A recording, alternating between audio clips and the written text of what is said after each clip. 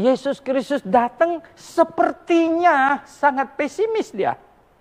Ya, katanya akan tetapi jika Anak Manusia itu datang, adakah ia mendapati iman di bumi? Waduh, sepertinya tidak ada. Mungkin ada yang mau menjawab, Tuhan bilang ini, ada Tuhan, banyak orang beriman. Sekarang lihat banyak orang beriman. Weh. Tapi iman apa? Tuhan mencari iman yang benar.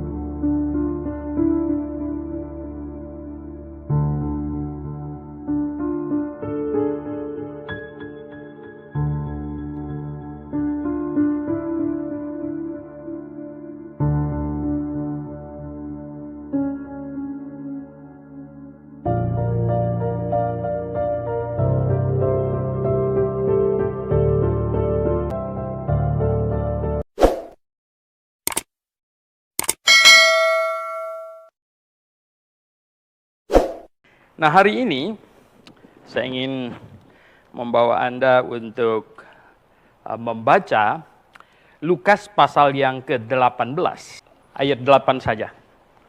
Mari kita baca bersama-sama. 1, 2, 3. Aku berkata kepadamu, ia akan segera membenarkan mereka. Akan tetapi jika Anak Manusia itu datang, adakah ia mendapati iman di bumi? Tuhan Yesus akan datang. Pasti datang. Dia janji tak pernah diingkari punya. Nah, katanya dia datang. Apa yang dicarinya? Nah, hari ini sebelum kita dengar firman Tuhan, kita nyanyi lagu nomor 111.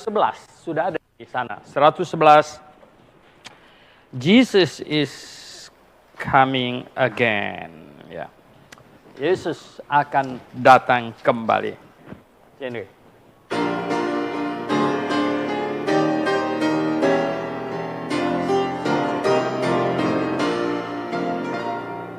Marvelous message we bring, glorious hero we sing, wonderful word of the King. Jesus is coming again, coming again, coming again. Maybe morning, maybe noon, maybe evening, and maybe sun. Coming again, coming again. Oh, what a wonderful day it will be. Jesus is coming again. Ayat 2. Forest and flower exclaim, mountain and meadow the same, all earth and heaven proclaim,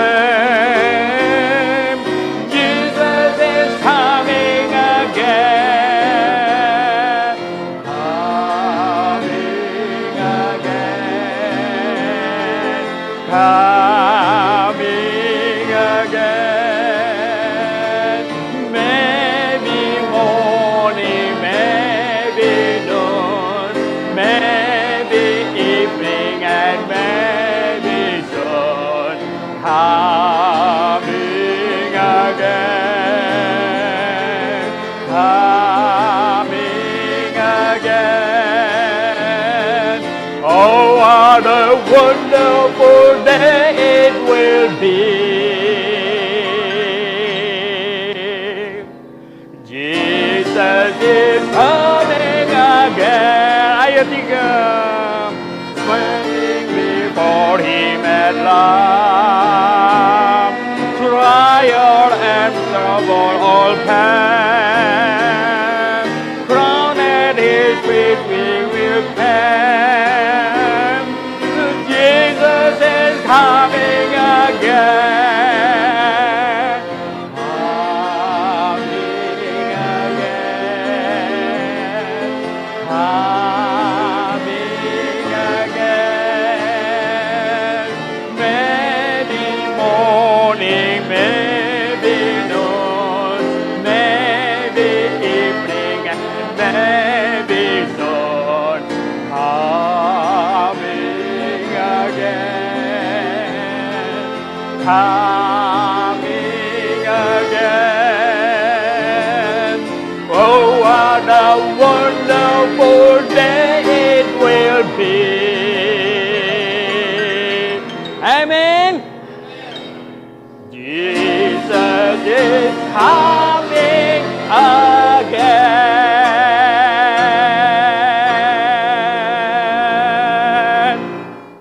Oke. Yesus pasti datang kembali. Mari kita berdoa. Bapa di sorga, pada hari ini, kami jemaat Grafe dan jemaat-jemaat-Mu yang lain biasanya berkumpul berjemaat, menyanyikan pujian dengan hati yang penuh sukacita kepadamu. Biasanya kami kumpul bertemu dengan wajah penuh sukacita, dengan hati yang bergelora. Tapi kami tidak bisa lakukan itu selama wabah penyakit masih mengancam Tuhan. Tuhan, oleh sebab itu kami hanya bisa berkumpul segelintir orang di asrama di sini. Dan puji syukur ada alat komunikasi, media sosial, bisa dipancarkan ke seluruh, bukan hanya Indonesia, bahkan seluruh dunia. Sehingga kami bisa bersama-sama bernyanyi, baik yang di sini maupun yang di rumah, dan mempelajari firman-Mu. Tolong kami Tuhan, pimpin kami.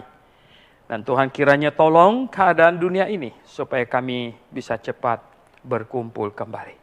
Kami berdoa dalam nama Tuhan Yesus Kristus. Amin. Oke jemaat yang dikasihi Tuhan, ayat ini sungguh-sungguh menggelitik hati yang kita baca itu. Karena ayat ini berkata, akan tetapi, di bagian akhirnya, akan tetapi, jika anak manusia itu datang, adakah ia mendapati iman di bumi? Nah, ini menunjukkan apa? Menunjukkan bahwa Tuhan akan datang, pasti datang. Seperti yang dikatakan di Yohanes pasal yang ke-14. Pasti datang, aku akan datang menjemput kamu. Tetapi pada waktu anak manusia itu datang, adakah ia mendapati iman di bumi? Nah, ternyata Tuhan mencari iman. Tuhan mencari iman. Tuhan bukan mencari orang baik. Tuhan bukan mencari orang yang sangat bermoral. Tuhan bukan mencari guru moral yang hebat. Tidak. Tuhan mencari iman di bumi ini.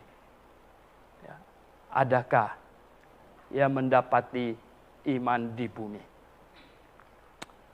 Bapak Ibu Saudara yang saya kasih dalam Tuhan, apa beda orang bermoral dengan orang beriman? Anda tahu? Orang yang beriman, yang benar, pasti bermoral. Orang yang bermoral belum tentu beriman benar. Betul nggak? Orang yang beriman dengan benar pasti bermoral. Orang yang bermoral belum tentu beriman benar. Nah, Bapak Ibu Saudara yang saya kasih dalam Tuhan Yesus, ini sangat penting.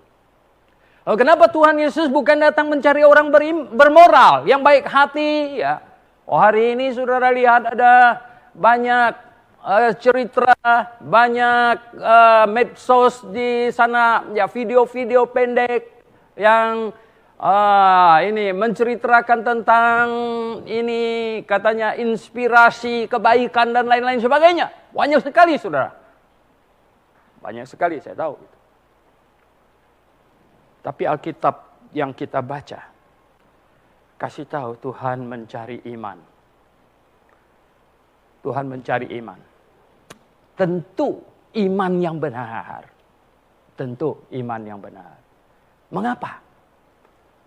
Karena manusia tidak mungkin bisa masuk surga dengan kebaikan dari dirinya. Manusia tidak mungkin pergi ke surga dengan usaha melakukan hal-hal bermoral dengan kemampuannya. Tidak bisa. Mengapa? Pertanyaannya mengapa? Karena Allah Maha Kudus, surga Maha Kudus, tidak bisa dimasuki oleh dosa yang sekecil apapun. Dan manusia yang paling bermoral sekalipun di muka bumi ini, nggak mungkin dia tidak pernah melakukan dosa yang terkecil. Tidak mungkin. Dan dengan satu dosa itu sudah cukup ya, menghalanginya untuk menghampiri Allah yang maha benar, yang maha kudus. Sudah tidak mungkin bisa. Oleh sebab itu, dosa harus diselesaikan. Dosa harus diselesaikan. Dosa diselesaikan dengan cara apa? Dosa hanya dapat diselesaikan dengan satu cara. Dosa itu dihukum, baru selesai. Dosa harus dihukum, baru bisa selesai. Itulah sebabnya Adam dan Hawa jatuh dalam dosa. Mereka sudah berdosa, tidak bisa lagi kembali kepada Allah. Ketika tubuh mereka habis energinya. Dan harus mati. Kecuali dosanya diselesaikan, yaitu dihukumkan. Oleh sebab itu, Bapak Ibu Saudara yang saya kasih dalam Tuhan, Allah segera menjanjikan juru selamat. Dan sebelum juru selamat tiba, Allah suruh manusia melakukan ibadah simbolik yang menggambarkannya. Ambil seekor domba, taruh di atas mezbah, pegang kepalanya, mengaku salah dan menyesal, itu namanya bertobat. Mengaku salah dan menyesal. Apa fungsi domba itu? Untuk menyelamatkan manusia? No. Tidak ada satu ekor pun domba yang berjasa menyelamatkan manusia. Tidak ada. Itu hanyalah simbol. Itu ibadah simbolik. Domba itu mensimbolkan Yesus. Sampai sekian ribu tahun kemudian Yohanes Pembaptis menunjuk Yesus berkata, lihatlah anak domba Allah yang menghapus dosa dunia. Dan kemudian dia tersalib di atas kayu salib.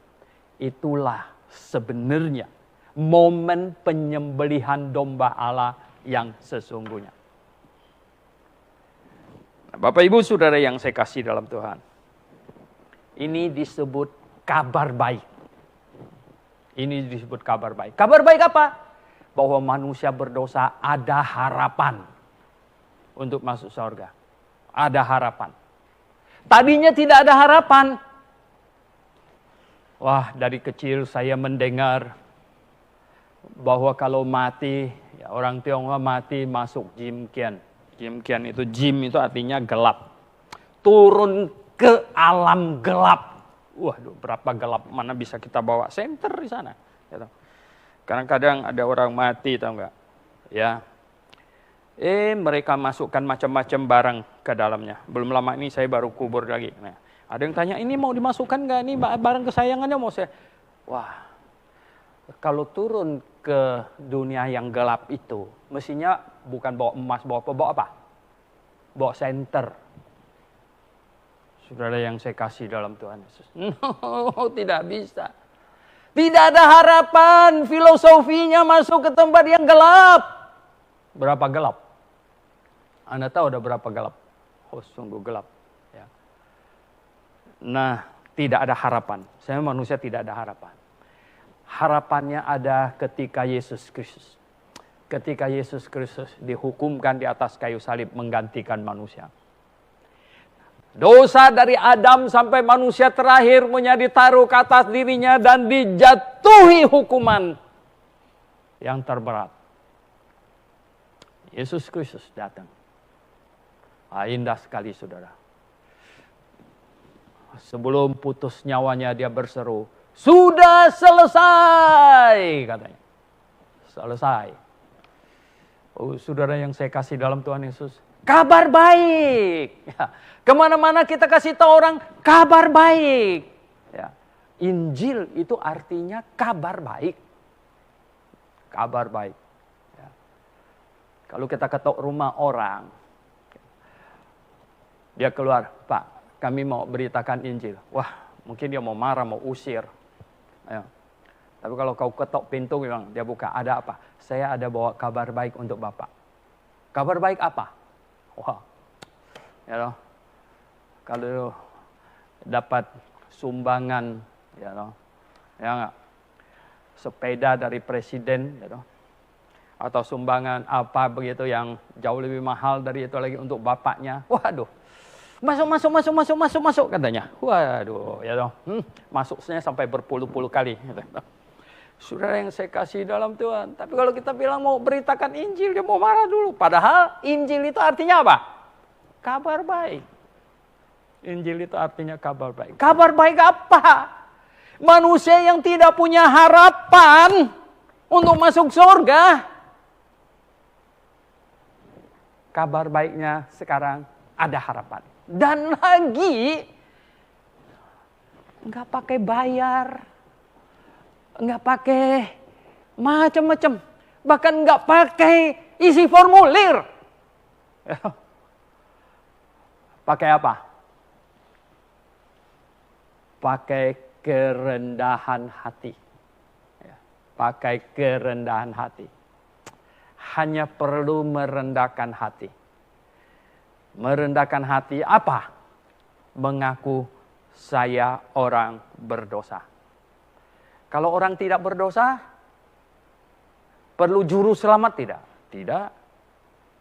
Kalau orang tidak sakit, perlu dokter tidak? Tuhan Yesus pernah berkata, aku datang katanya, untuk orang berdosa. Orang yang tidak sakit tidak perlu dokter. Maka itu kalau pertama kali orang datang ke dokter tanya, ada apa? Sakit dok, di sini, nggak enak. Terus, ngaku dia sakit. Kalau yang datang ke dokter, ada apa? Enggak, cuma mau lihat kantornya aja. Waduh. Ya enggak? Dokter ini bilang, ada apa? Tanya sama yang tanya tuh. Dia sebenarnya sakit. Sakit apa? Yang begini ini. Waduh. Wah, dikasih tanda yang begini gitu. Kenapa? Dia bilang dia enggak sakit, cuma mau lihat kantor dokternya aja. Aduh, yang macam begini. Kalau dokter umum, pasti dia akan bisik sama yang bawa. Salah. Ya. Saya bukan psikiater. Ini dibawa ke teman saya. Ya. Namanya hampir sama dengan saya. You salah. Saudara yang saya kasih dalam Tuhan. Ya. Maka itu orang yang datang kepada Tuhan, datang kepada Juru Selamat. Nomor satu ngaku saya orang berdosa. Cuman itu saja. Oh saudara yang saya kasih dalam Tuhan. Tapi manusia itu begitu sulit untuk mengaku diri orang berdosa. Mulutnya seperti terkunci. Orang, saya orang, nggak mau ngomong saya orang apa? Berdosa, Tuhan. Baru tadi pagi saya ada orang pes lagi itu, film pendek yang satu bapak dengan dua orang putrinya itu.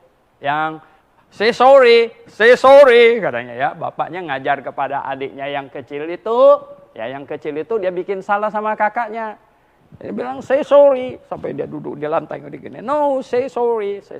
Oke, say sorry katanya. Sorry bilang kakaknya. Kemudian ada satu orang perempuan besar. sodok dia. Gitu.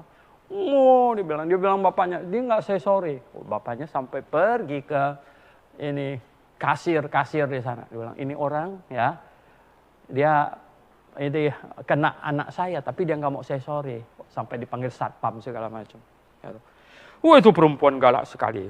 Why should I say sorry? Wah, kenapa saya harus bilang sorry? No, kamu bikin salah sama orang, kamu harus bilang apa?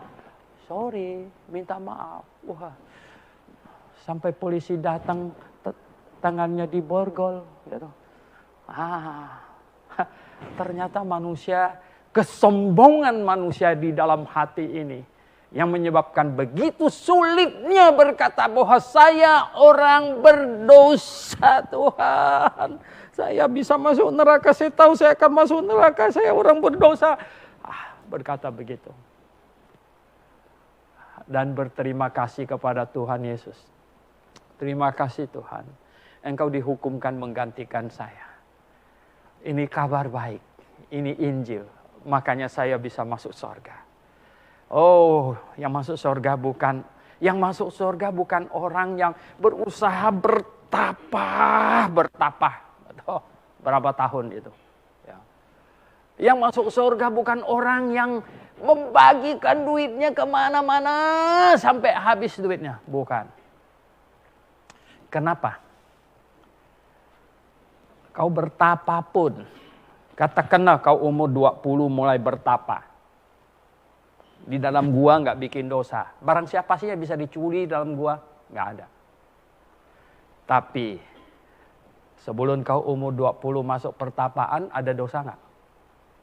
Itu bagaimana selesainya?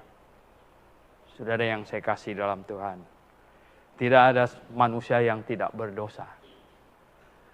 Cukup satu dosa, kita sudah orang berdosa. Dan tidak mungkin bisa ke surga lagi.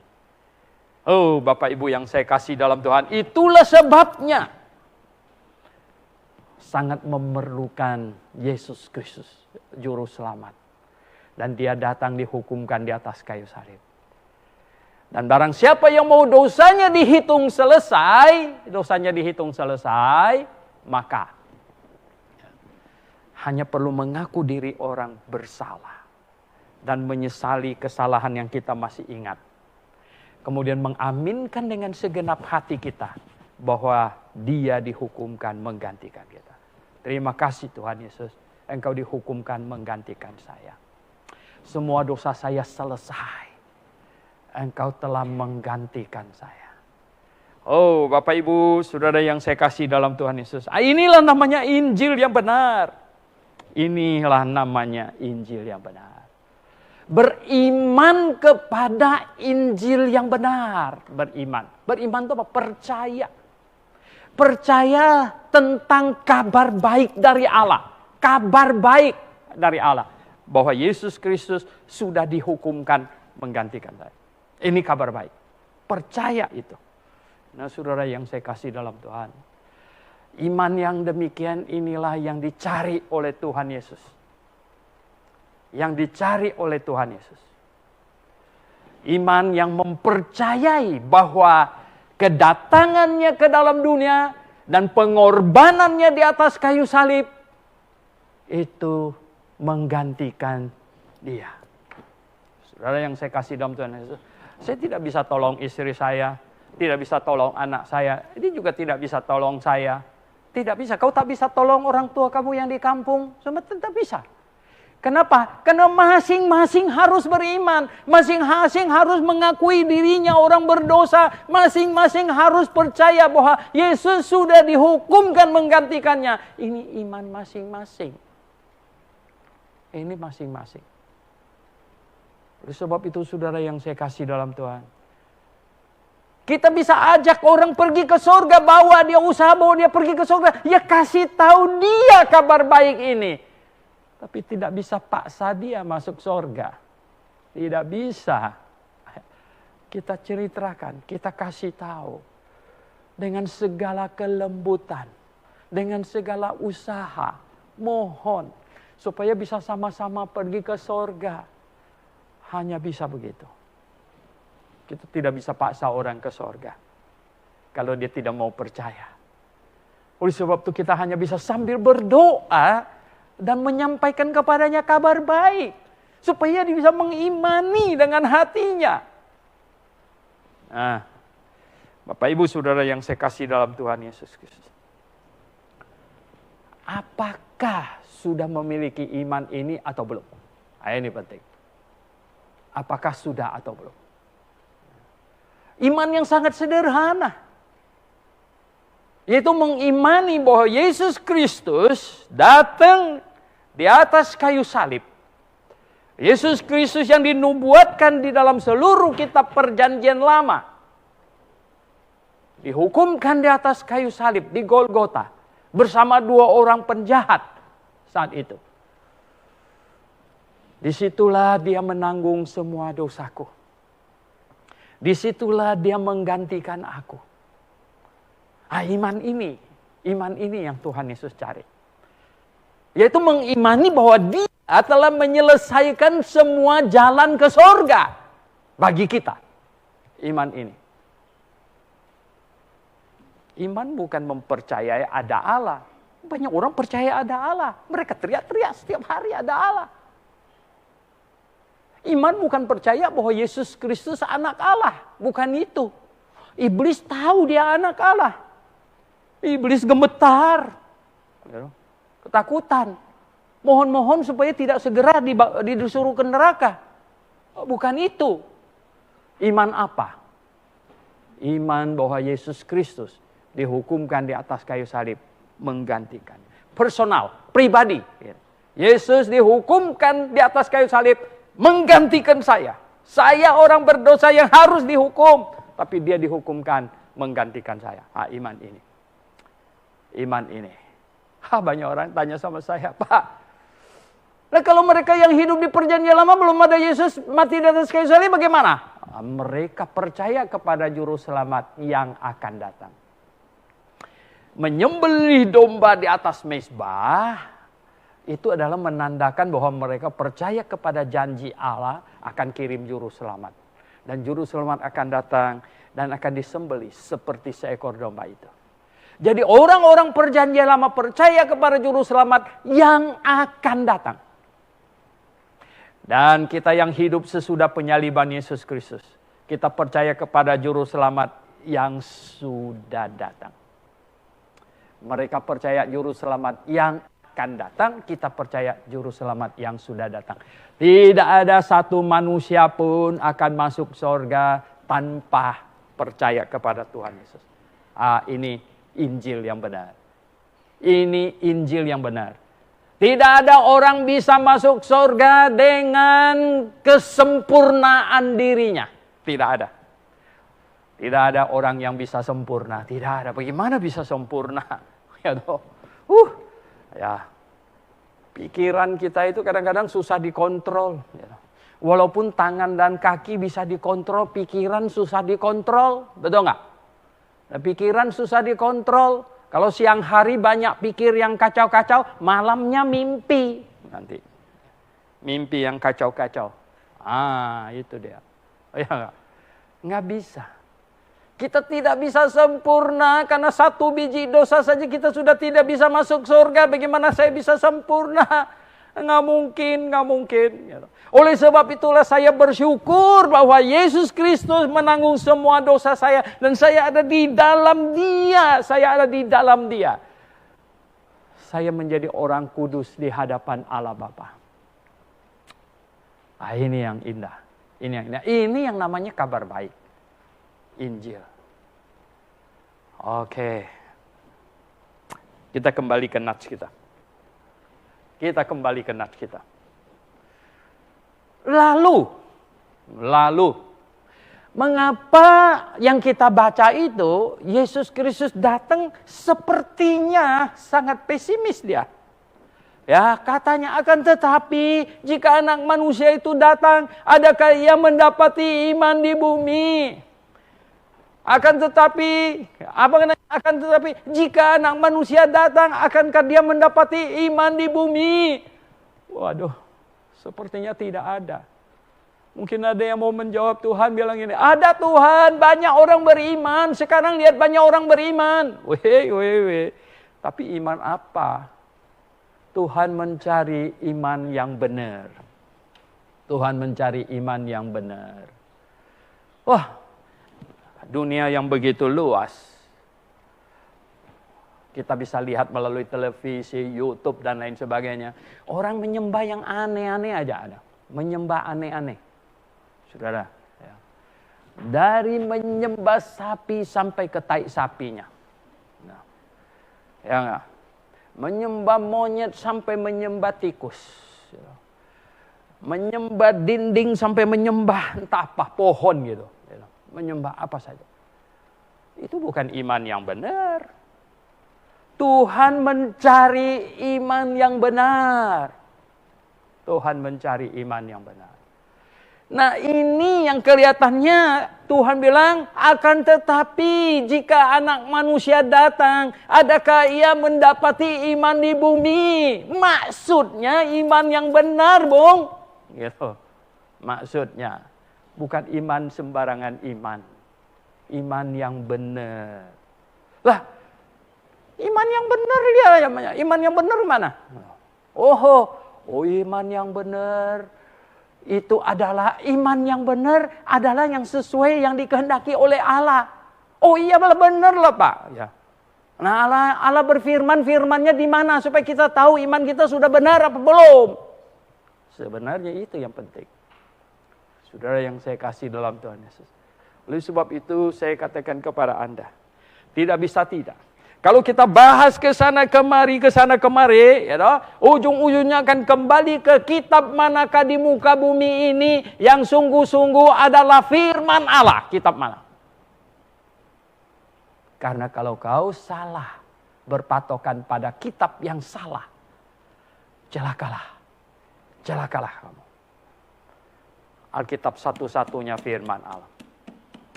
Saya sudah selidiki. Saya sudah baca. Kitab-kitab yang lain saya juga baca. Saya sudah baca. Ya. Cuman satu-satunya kitab ini saja. Satu-satunya Alkitab. Yang tidak ada salah. Karena dia berasal dari Allah yang maha benar. Tidak ada salah. Yang mengajarkan standar moral yang paling tinggi karena dia berasal dari Allah yang maha suci. Maka itu tadi di depan saya omong apa? Kalau orang beriman yang benar pasti bermoral. Orang bermoral belum tentu beriman dengan benar. Tidak ada salah karena asalnya dari Allah yang maha benar. Mengajarkan standar moral yang paling tinggi karena dari Allah yang maha suci, maha bermoral. Dan dia sanggup memberitahukan kita segala sesuatu yang masih jauh-jauh di depan. Ratusan bahkan ribuan tahun di depan. Kenapa? Karena dia berasal dari Allah yang maha tahu. Allah yang maha tahu. Oh Bapak Ibu Saudara yang saya kasih dalam Tuhan Yesus. Oleh sebab itu, saya mempercayai Alkitab sebagai firman Allah. Saya tidak mau sembarangan. Dan memang jangan beriman sembarangan. Saya kasih tahu Anda. Jangan beriman sembarangan. Kenapa? Waduh, yang lain-lain boleh sembarangan, ruginya nggak seberapa. Salah pakai baju, paling-paling kurang cantik. Ya. Salah beli mobil, ya agak mahal sih. Ya dipakai juga, nggak jadi salah. Salah kawin aja paling sengsara seumur hidup. Betul nggak? Salah kawin. Waduh, kacau nih. Salah beriman. Kamu berakhir di kekekalan yang berbeda. Yang beda. Wah, itu tidak main-main, saudara. Ya. Hidup kekal dalam kebahagiaan bersama Tuhan menikmati kemuliaannya. Atau kekal dalam penderitaan dan kesengsaraan di api neraka. Itu beda jauh, saudara. Beda jauh. Itulah sebabnya saya katakan bahwa dalam hal beriman, Anda jangan bergurau. Jangan bermain-main. Jangan sembarangan dalam hal beriman. Pikirkan. Biasanya kalau orang mau beli barang yang agak mahal, pikirnya agak lama. Ya kan? Ya kalau barang murah, beli pen cuma 5.000, udah pikir panjang-panjang bagaimana bolak-balik. Yang jual pen ketawain kamu gitu ya. Waduh, itu enggak. Mana ini? Tapi kalau kau beli barang yang mahal, yang hampir semua uang sudah dikasihkan ke situ, ya toh masih belum cukup, masih mau bayar kredit lagi, kau pikirnya agak jauh, agak lama nih. Boleh enggak ini, benar apa enggak ini, sudah benar apa enggak ini, udah benar apa enggak. Maka itu dalam hal beriman, pikir, ya, pikir. Oh, jangan, wah saya kan sudah dilahirkan oleh orang agama ini, ya udah gue terusin aja. Terusin. Hey, no. Ya. Kalau kamu belum akil balik, belum bisa membedakan. Sejak kamu akil balik, kamu sudah harus mulai berpikir. Apakah iman yang sedang diimani oleh orang tua, yang diwariskan kepada saya, itu iman yang benar apa bukan? Mulai berpikir. Nah, Bapak Ibu Saudara yang saya kasih dalam Tuhan Yesus. Kita kembali lagi ke nats kita. Akan tetapi, katanya, akan tetapi, jika anak manusia itu datang, adakah ia mendapati iman di bumi? Bukankah ada banyak Kristen, masih banyak Pak. Kristen di mana-mana. Ya. Hampir 2 miliar orang Kristen. Masa Tuhan tidak temukan iman? Hei, oke. Ya. Tadi masih pakai teropong. Sekarang pakai mikroskop. Kita cek. Kita pakai mikroskop. Apakah semua iman kekristenan itu menyenangkan hati Tuhan? Apakah semua iman kekristenan yang ada benar sesuai dengan yang Tuhan inginkan? Yang Tuhan cari? Apakah?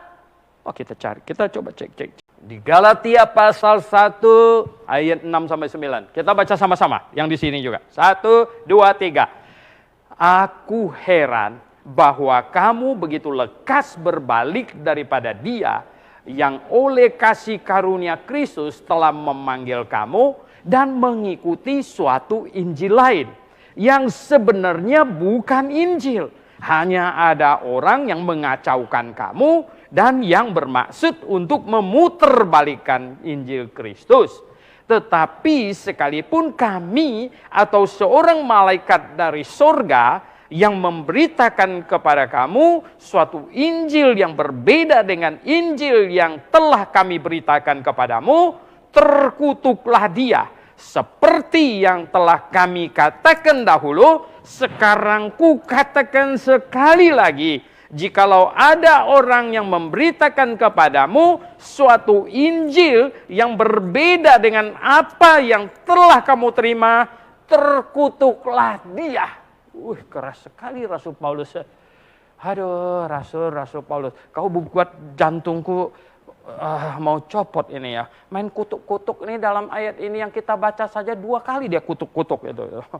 Coba bayangkan. Oh, Rasul, lo bikin jantung saya mau copot ini. Kenapa? Di sini dikasih tahu ada Injil lain yang mulai mengganggu jemaat di Galatia. Injil lain model apa? Kalau kita baca terus di Galatia, adalah apa? Injil plus namanya. Plus apa? Plus hukum Taurat. Injil plus hukum Taurat. Rupanya ada pengajar lain datang ke Galatia, ngajarkan begini. Percaya Yesus saja belum, katanya. Kau harus rajin lakukan hukum Taurat, ya. Kau harus disunat, kau harus hari Sabat jangan ketinggalan, ya. Mulai Sabtu jam 6 sore, ya kau sudah harus bersih, najis, dari kenajisan, masuklah kamu ke hari Sabat sampai Sabtu jam 6 sore. Ya. Kau harus ikutin hukum Taurat yang rajin ya. Saudara yang saya kasih dalam Tuhan Yesus. Ini namanya Injil plus. Rasul Paulus sampai berkata, ya, Jika aku masih mencari kebenaran di dalam hukum Taurat, katanya, terkutuklah. Nggak ada kebenaran lagi. Tidak ada kebenaran dalam hukum Taurat. Ya. Wah, ahli-ahli Taurat apa tidak hebat mereka mengikuti Taurat? Oh, hebat sekali. Coba baca. Kita baca lagi. Injil Matius 5 ayat 20, kita baca sama-sama. 1, 2, 3. Maka aku berkata kepadamu, jika hidup keagamaanmu tidak lebih benar daripada hidup keagamaan ahli-ahli Taurat dan orang-orang Farisi, sesungguhnya kamu tidak akan masuk ke dalam kerajaan surga. Waduh. Ini zaman sekarang juga ada kelompok yang namanya Kristen, tapi dia mau melakukan hukum Taurat. Tidak cuma mengandalkan karunia Kristus Yesus. Apa mereka lebih jago dari ahli Taurat? Hah? Apa mereka bisa lebih suci dari ahli Taurat? Hah? Orang Farisi, mazhab paling keras, kata Paulus. Waduh. Ya, hari Sabat nggak boleh kerja. Nggak boleh kerja. Ada mereka kelompok yang hari ini pelihara hari Sabat. Nyetir ya hari Sabat, dia nyetir. Waduh, mana boleh. Ya, mana hari Sabat nginjak rem mobil, gitu ya, mana boleh. Saudara yang saya kasih dalam Tuhan, gitu, mana boleh, saudara. Kalau kau, mana mungkin kita bisa kalau mengandalkan kebenaran melakukan hukum Taurat, kalah jauh sama ahli Taurat, kalah jauh, saudara, kalah jauh.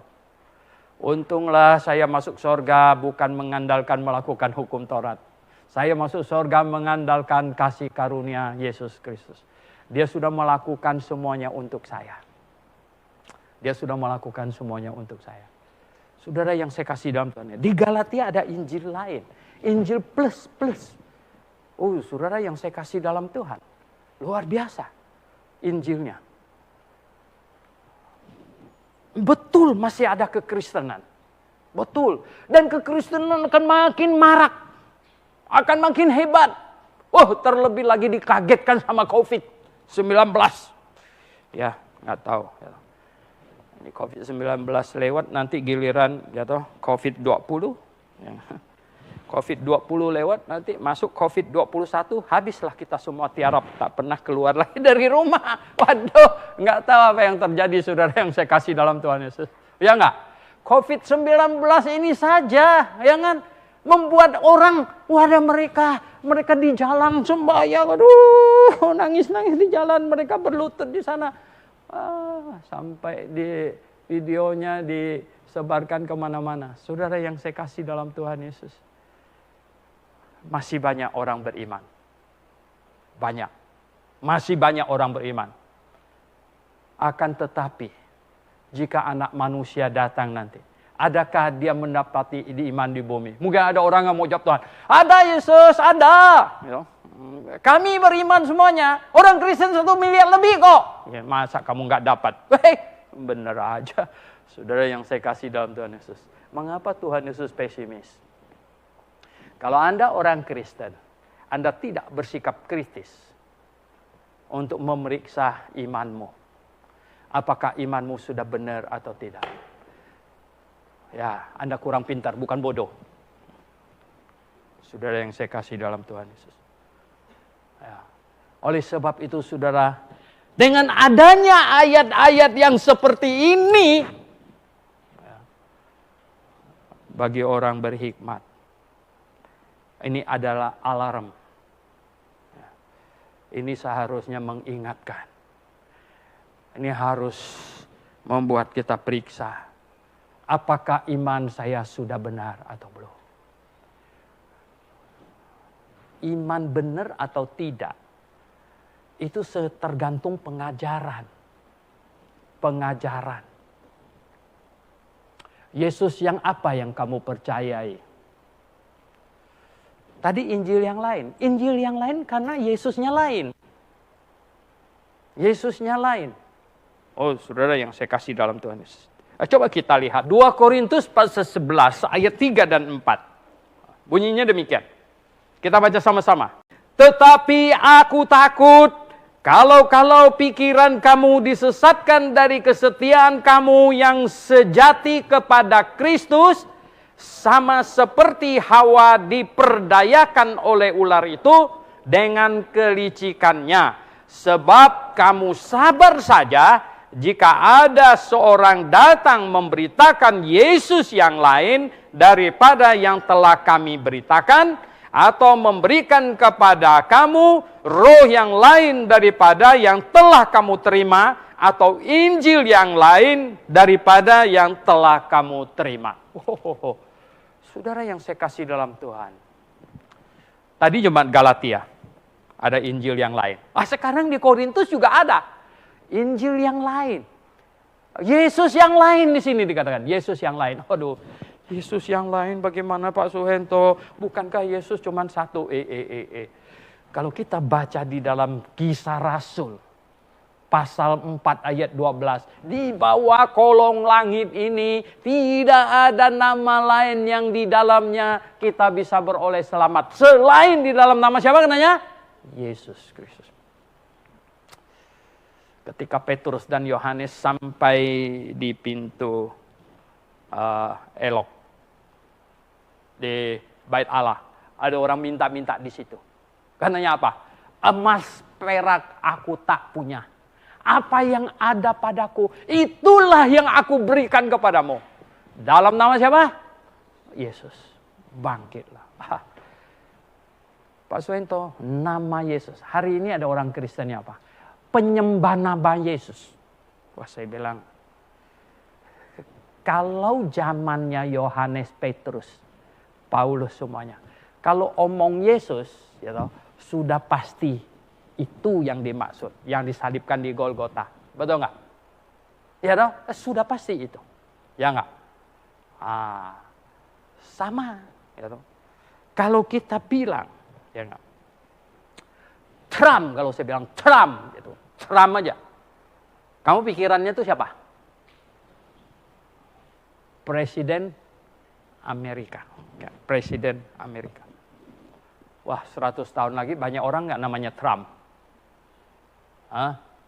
Kau cari di Google keluarnya banyak. Ya nggak? Donald Trump, Abin Trump, tak apa-apa Trump gitu kan, jadi banyak sekali itu. Itu kan jadi kacau. Nah, saudara yang saya kasih dalam Tuhan Yesus, ya nggak? Makanya Yesus pada saat itu dalam nama Yesus, dan Tuhan Yesus memberitahukan, nanti banyak orang akan memakai namaku, menyesatkan orang. Dengan kata lain, kita dikasih tahu ada penyesat yang pakai nama Yesus. Nah, kalau yang namanya Yesus sudah banyak, benar sesat, benar sesat, benar sesat. Kalau gitu, bagaimana? Bapak Ibu Saudara yang saya kasih dalam Tuhan, iman orang yang benar itu adalah beriman pada hakikatnya, bukan namanya. Nama bisa sama, tapi di belakang nama itu siapa? Itu, ya toh? Siapa? Ya. Ada banyak nama kan, memang banyak orang punya. Ya, Paulus, banyak sekali orang namanya Paulus. Paulus yang mana?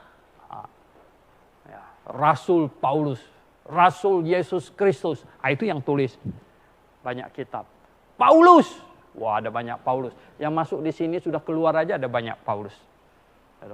Banyak Paulus. Yang mana? Saudara yang saya kasih dalam. Oleh sebab itu, ya, kalau tanya, kamu percaya Yesus? Yesus yang mana? Yesus yang mana? Yang kau percaya Yesus yang mana? Nah, hakikat di balik nama Yesus itulah yang penting. Itu yang penting. Yesus yang mana? Yesus yang saya imani adalah yang ditulis di dalam Alkitab. Mati di atas kayu salib. Di dalam 1 Petrus pasal 3 dikatakan, kemanusiaannya sudah mati. Yang bangkit itu adalah keilahiannya. Jadi, Yesus yang saya imani di dalam Alkitab menjadi anak Maria sampai di kayu salib. Selesai. Oke? Mati, bangkit dari kematian, masih anak Maria bukan? Oh, bukan lagi. Bukan lagi. Dia bukan lagi. Dia bukan anak Maria, jangan sembarangan. Dia Allahnya Maria. Dia Allahnya Maria. Ini penting sekali. Yesus. Yesus yang mana? Kamu percaya Yesus yang mana? Saya percaya Yesus yang ditulis di dalam, yang dia sekarang sudah kembali ke sorga. Dia akan datang lagi nanti pada waktu bunyi sangkakala dia datang. Terus yang datang kunjungin si Anu, bawa dia ke sorga jalan-jalan tuh Yesus siapa? Sorry, itu bukan Yesus saya. Itu bukan Yesus saya. Ya. Karena Yesus saya sudah bilang dia sudah pergi ke sorga. Nanti dia datang itu didahului dengan bunyi sangkakala. Dan saya akan naik. Dan yang bawa si Anu pergi ke sorga, lalu bawa dia jalan-jalan ke neraka, balik lagi. Itu Yesus siapa? Itu bukan Yesus saya. Saya percaya kepada Yesus. Yesus yang sesuai dengan Alkitab. Yesus yang sesuai dengan Alkitab. Saudara, ini penting sekali. Sangat penting saya kata. Oh Yesus saya Pak Suinto. Mau tahu Yesus saya? Ntar saya bawa ke rumah saya. Saya ada fotonya kok. Walah, dia ada fotonya lagi. Gitu. Ini baru di Afrika ada satu pendeta yang ngaurnya minta ampun. Dia keluarin HP-nya. Dia telepon Allah. Dia telepon Tuhan. Dia telepon. Dia telepon Tuhan. Kamu bisa bayangkan. Ya. Sampai ada yang bergurau katanya. Tanya nomornya berapa. Supaya kita juga bisa telepon semuanya. Wah, ini kacau balau ini. Saudara yang saya kasih dalam Yesus. Ya. Ada orang bilang Yesusnya apa? Dia bawa. Di kalender ada fotonya. Wah, rupanya itu kalender dicetak berdasarkan film. Bintangnya Robert Powell. Aduh. Dia percaya kepada Robert Powell sebagai Yesusnya. Wah, celaka sekali saudara. Saudara yang saya kasih dalam Tuhan. Waktu saya pergi ke Manado. Waktu itu baru jadi satu patung besar. Dan mereka tanya saya, Pak Suhento, kita putar-putar lihat patung Yesus ya? Saya bilang enggak lah. Saya bilang itu pergi sana. Saya bilang itu bukan patung Yesus. Saudara, itu bukan Yesus saya yang ada di atas sana, di atas bukit itu bukan Yesus saya. Bukan Yesus saya. Yesus siapa? Yesus kamu. Ya, itu bukan Yesus saya. Maka itu, saudara yang saya kasih dalam Tuhan. Ini orang-orang beriman kepada Yesus yang aneh-aneh. Yesus yang benar, yang Alkitab dia datang mencari orang yang beriman kepadanya. Akan tetapi, ya, apabila anak manusia datang, adakah ia mendapati iman di bumi? 2 miliaran orang Kristen yang seru-seru Yesus. Betul. Tapi Yesus mencari iman yang benar. Mencari iman yang benar. Yesus saya tidak ada fotonya. Tidak ada gambarnya. Sampai ada yang marah sekali sama saya di Facebook.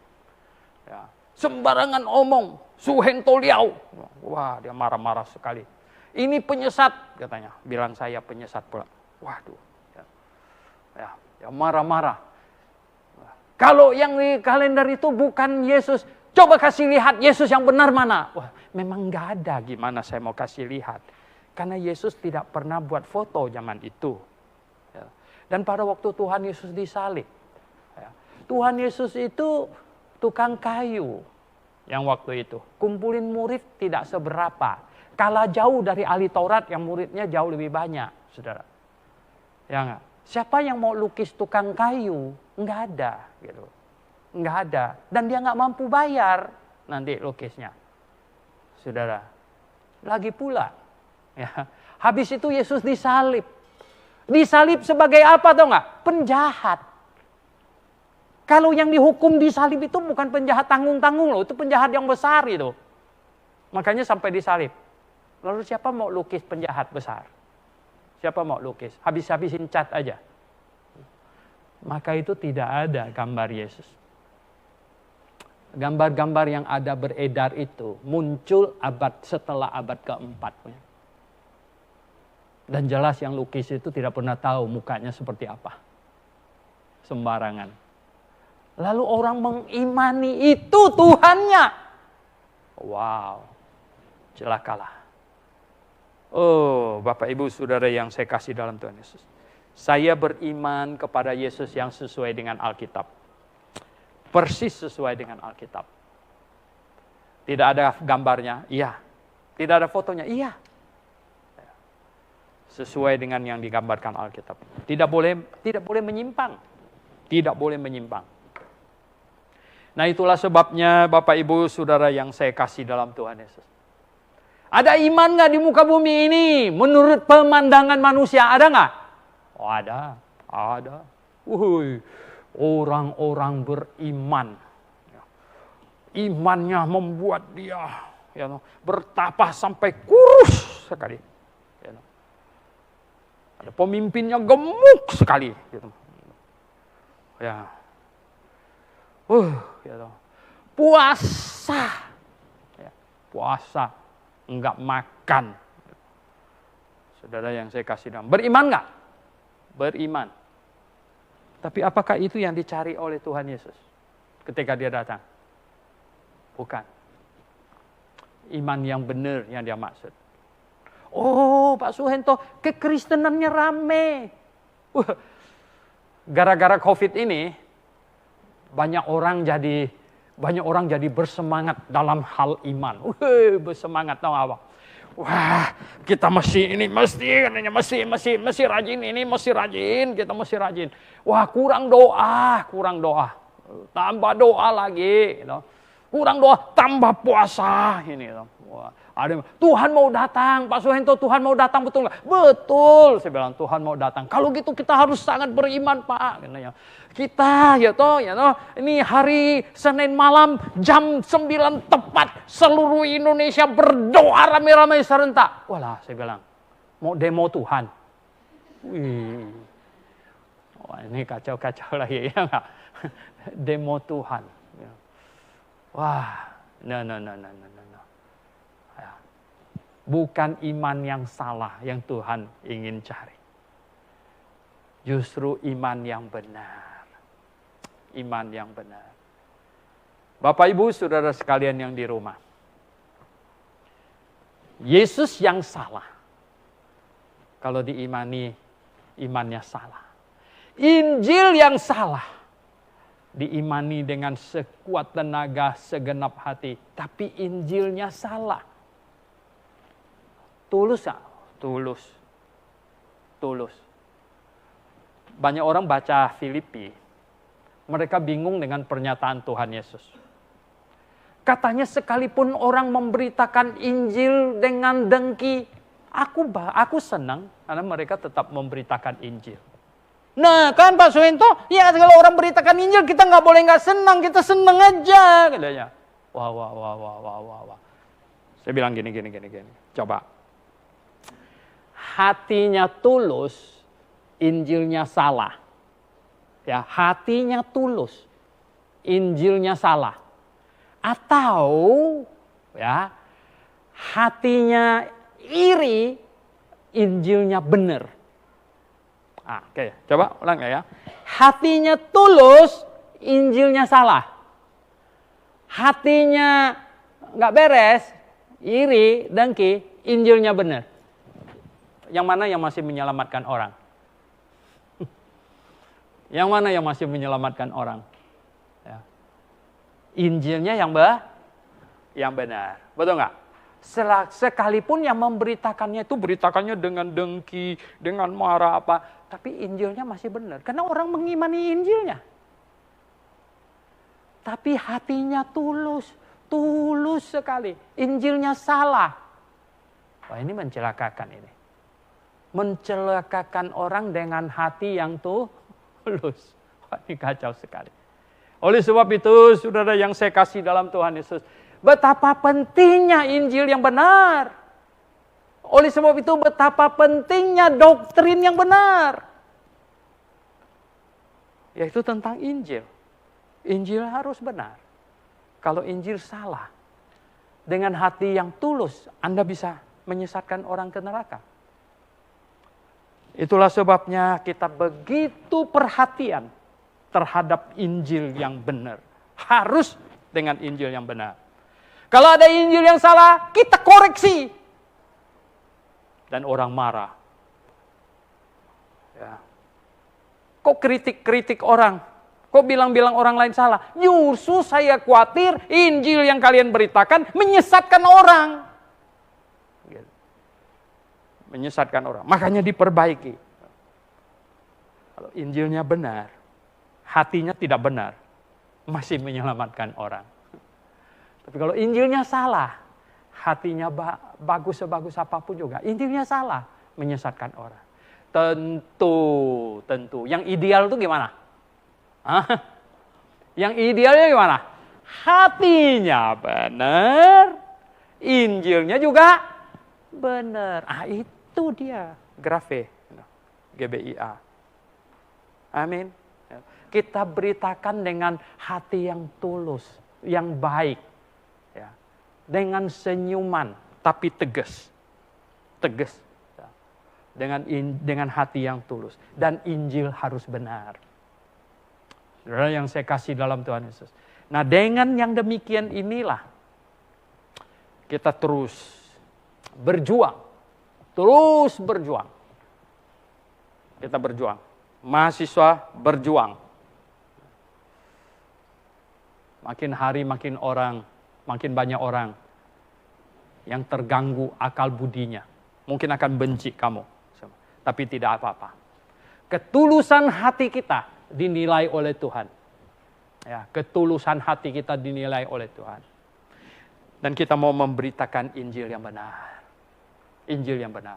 Dan harapan kita dan harapan Tuhan, orang-orang yang sudah mengerti Injil yang benar di seluruh Indonesia bahkan seluruh dunia, bersama-sama kita, memberitakan Injil yang benar, supaya banyak iman yang benar, dan ketika Tuhan datang, dia mendapati masih ada iman yang benar di muka bumi.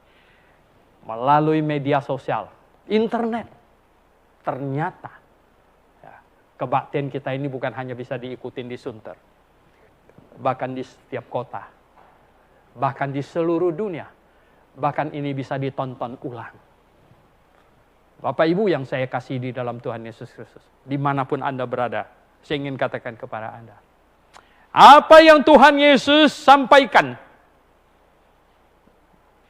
ini seharusnya menggedor hati kita. Yang katanya apa? Jika anak manusia itu datang, adakah ia mendapati iman di bumi? Maksudnya, iman yang benar. Iman yang benar.